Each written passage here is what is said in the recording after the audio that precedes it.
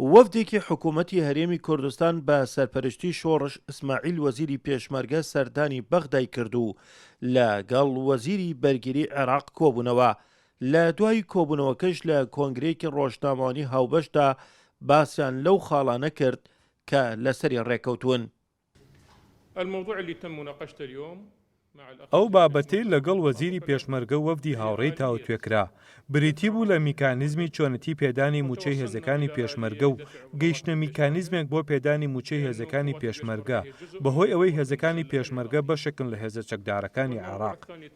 تەوەرێکی تری دیدارەکە کە گفتوگۆی لەبارەوە کرا چالاکردنی لیژنە هاوبەشەکان بوو لە پێناو ئەنجامدانی کردەوەی سەربازی لەو ناوچانەی نێوان سنوورەکانی هێزی پێشمەرگە و سوپای عێراق بە تایبەت لە پارێزگاکانی دیالە و کەرکووک و نینەوە و گەیشتنە ڕێککەوتن بۆ چالاکردنی ئەو لیژنانە لە پێناو بەڕێوەچوونی کردەوەی سەربازی بۆ بنەبەرکردنی پاشماوەکانی داعش لەو ناوچانە.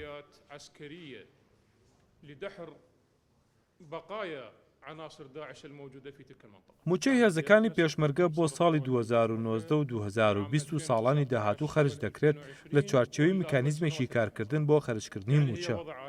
ئەوەی پەیوەندی بە کردەوە سەربازیەکانەوە هەیە کە باسمان کرد ئەو کردەوانە لەژێر بەڕێوەبەر و پلاندانانی فەرماندەی ئۆپراسیۆنە هاوبەشەکان دەبێت و جێبەجێکردنی لەلایەن هێزە هاوبەشەکانەوە دەبێت بە فەرمانی ڕوونی سوپای عێراق و هێزەکانی پێشمەرگە بۆ بنبڕکردنی پاشماوەکانی داعش و گروپە تیرۆریستیەکان. بڕیاریان نا کە مستحقاتی پێشمەرگە بۆ ساڵی 2019 و 2020 و بۆ بەردەوامیش بێ بۆ ساڵەکانی تر کە